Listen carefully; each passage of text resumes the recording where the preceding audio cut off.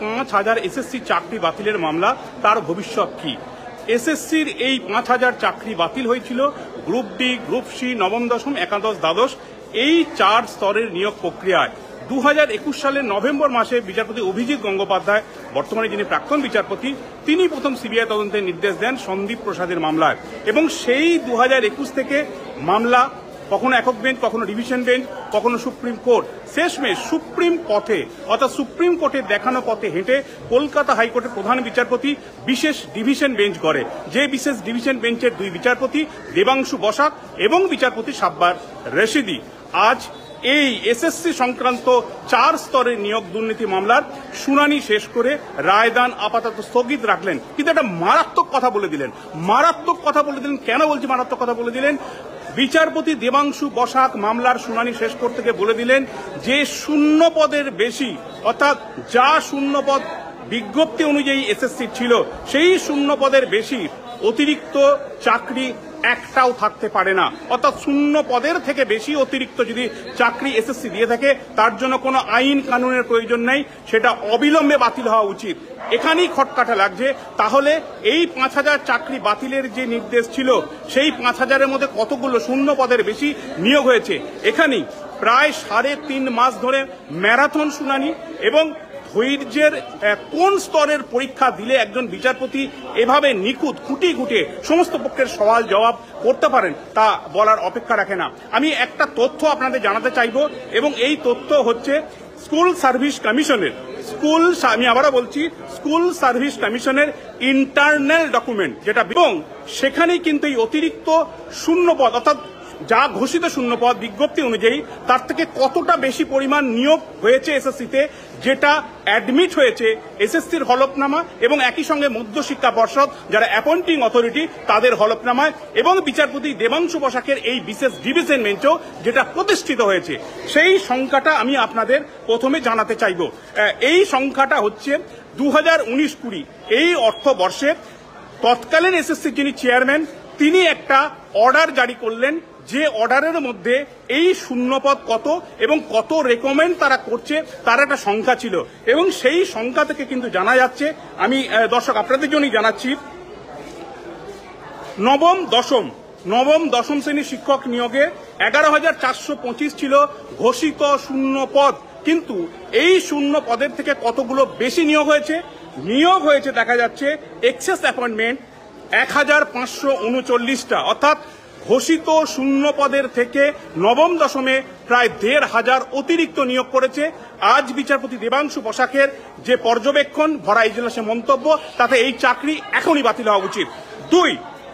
দ্বিতীয় একাদশ দ্বাদশ শ্রেণীর নিয়োগ প্রক্রিয়া, যেখানে ঘোষিত শূন্যপদ ছিল কত, কমিশনের বিজ্ঞপ্তি অনুযায়ী 5,557, এবং এই 5,557-র মধ্যে কতগুলো অতিরিক্ত শূন্যপদ অর্থাৎ শূন্যপদের অতিরিক্ত কতগুলো নিয়োগ হয়েছে দেখা যাচ্ছে 199টা। অর্থাৎ এই 199টা চাকরি আজকের বিশেষ ডিভিশন বেঞ্চের এই রায়দান স্থগিত রাখা অর্থাৎ মামলা সিএবি করা শুনানি রায়দান স্থগিতের সময় এই 199টা চাকরি বাতিল হওয়ার যোগ্য।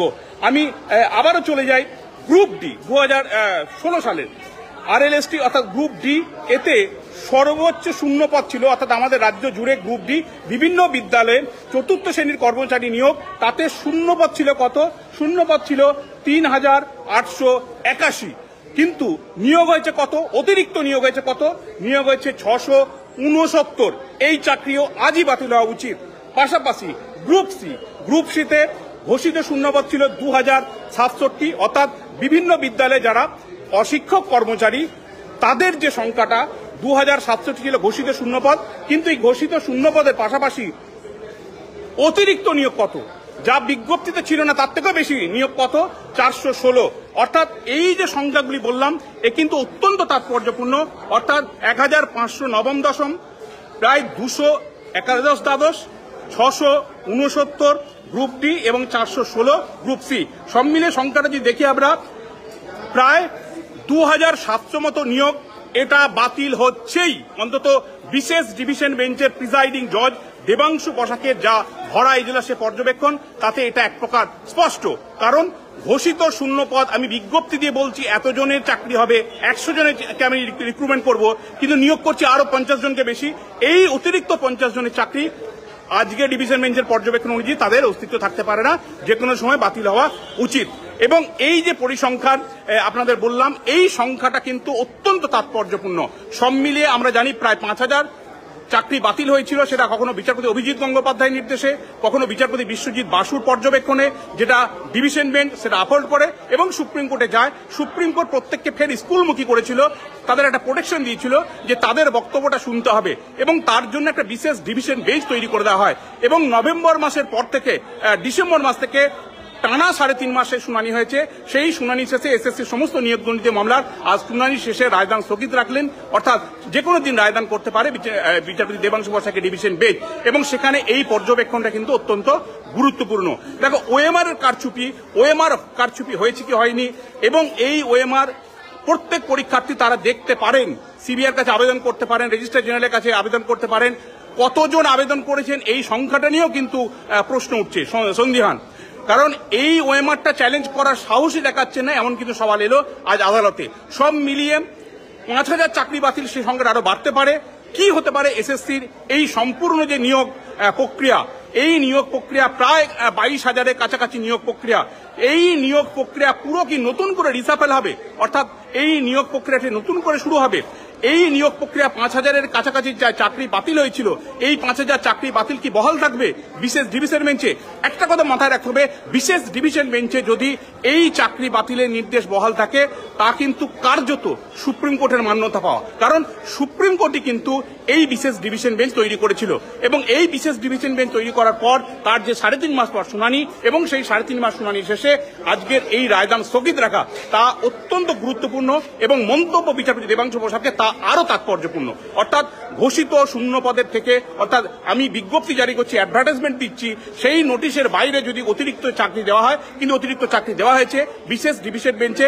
মধ্যশিক্ষা পর্ষদ বা স্কুল সার্ভিস কমিশন তারা যে এফিডেভিট দিয়েছে, সেখানে কন্ট্রাডিক্টরি পরিষ্কার স্টেটমেন্ট আসছে যে এই পরিমাণ, আমি যেটা বললাম প্রায় 1,700 বা তার থেকেও বেশি পরিমাণ এই নিয়োগ কিন্তু হয়েছে ঘোষিত শূন্য পদের থেকে বেশি। কাজে এই চাকরিগুলির ভবিষ্যৎ কিন্তু বাতিল হওয়ার দিকে, তা বিচারপতির পর্যবেক্ষণ অনুযায়ী বা মন্তব্য অনুযায়ী এক প্রকার স্পষ্ট। বাকি কি হয়, এই 22,000 চাকরির ভবিষ্যৎ কি, নতুন করে পুরো নিয়োগ প্রক্রিয়াটা হয় কিনা, রিসাফেল হয়